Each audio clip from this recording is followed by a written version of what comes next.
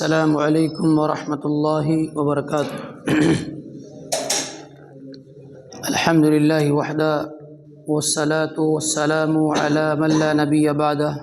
اما بعد، اعوذ باللہ من الشیطان الرجیم، بسم اللہ الرحمن الرحیم۔ واذکر ربک فی نفسک تضرعا وخیفہ دون الجہر من القول بالغدو والآصال ولا تکن من الغافلین۔ وعن ابی ہریرہ رضی اللہ تعالی عنہ قال قال رسول اللہ صلی اللہ علیہ وسلم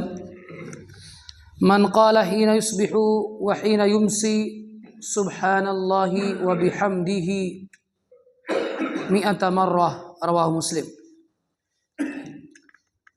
مصلیان کرام،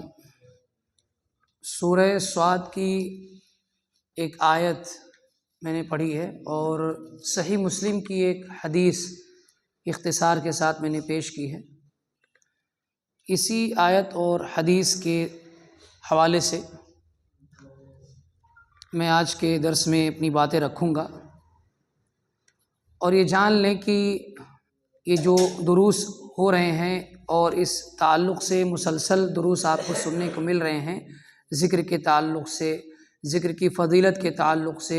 یا حدیث سننے یا دینی تعلیم حاصل کرنے، میرا ان دروس کو یا اس طریقے کے دروس کو دینے کا مقصد یہ ہے کہ یہ شعبان کا مہینہ ہے اور اس کے بعد رمضان کا مہینہ آتا ہے، تو کئی ساری چیزوں کی تیاری ہم لوگ کر لیتے ہیں اور کئی ساری عبادتیں الحمدللہ ہم انجام دیتے ہیں، اس کا ہمارا ریہرسل ہو جاتا ہے کیونکہ ہم پیچھے نماز پڑھ لیتے ہیں، لیکن اپنی طرف سے اللہ کے لیے ذکر کے کلمات ادا کرنا اور وقت دینا، بہت سارے لوگ جانتے ہیں لیکن بھول جاتے ہیں یا نہ پڑھنے کی وجہ سے اس سے غافل ہو جاتے ہیں، اہتمام نہ کرنے کی وجہ سے اس کے مقام و مرتبے سے دور ہو جاتے ہیں۔ تو اسی لیے اس طریقے کی میں باتیں آپ لوگوں کے سامنے رکھ رہا ہوں۔ اللہ کے رسول صلی اللہ علیہ وسلم کی حدیث سے پہلے قرآن کریم کی آیت کا مفہوم میں بیان کر دیتا ہوں کہ اللہ رب العالمین نے سورہ صاد آیت نمبر 18 کے اندر ذکر کے تعلق سے بڑی پیاری بات کہی ہے،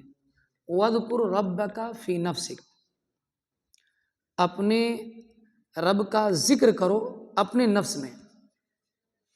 یعنی اپنے دل کے اندر، نہ اپنے نفس میں کرو، تضرعا وخیفہ۔ دیکھیں دوسری صفت، طریقہ بتایا جا رہا ہے، کئی سارے طریقے ہیں ذکر کے، آدمی زبان سے کہہ سکتا ہے، کبھی بلند اونچی آواز ہو جائے تب بھی کر سکتا ہے، لیکن جو تنہائی میں ذکر ہوتی ہے، جو اکیلے میں اللہ کو یاد کیا جاتا ہے، اس کی فضیلت پر آپ نے حدیث سنی ہے نا، قیامت کے دن 7 قسم کے لوگ ہوں گے، ان میں سے ایک قسم کے لوگ ایسے ہوں گے کہ وَذَكَرَ اللَّهَ خَالِيًا فَفَاضَتْ عَيْنَاهُ، تنہائی میں اکیلے بیٹھ کر اللہ کا ذکر کیا ہوگا، اور جو لوگ کیے ہوں گے اور ان کی آنکھوں سے آنسو جاری ہو گئے ہوں گے، اللہ تعالیٰ ایسے لوگوں کے عرش کے نیچے اپنے عرش کے سائے تلے جگہ دے گا۔ تو تنہائی میں جو ذکر کی جاتی ہے اس کی الگ فضیلت ہے، الگ مقام ہے، اس کا لیول ہی کچھ اور ہے۔ اللہ تعالیٰ فرماتا ہے تضرعا وخیفہ، گڑ گڑاتے ہوئے، روتے ہوئے، ڈرتے ہوئے اللہ رب العالمین کا ذکر کرو اپنے نفس میں، دون القول من الجہر، زبان سے اونچی آواز میں نہیں کرنا ہے، اونچی آواز میں نہیں کرنا ہے کہ سارے لوگ سنیں، آہستہ کرنا ہے، خاموشی کے ساتھ کرنا ہے،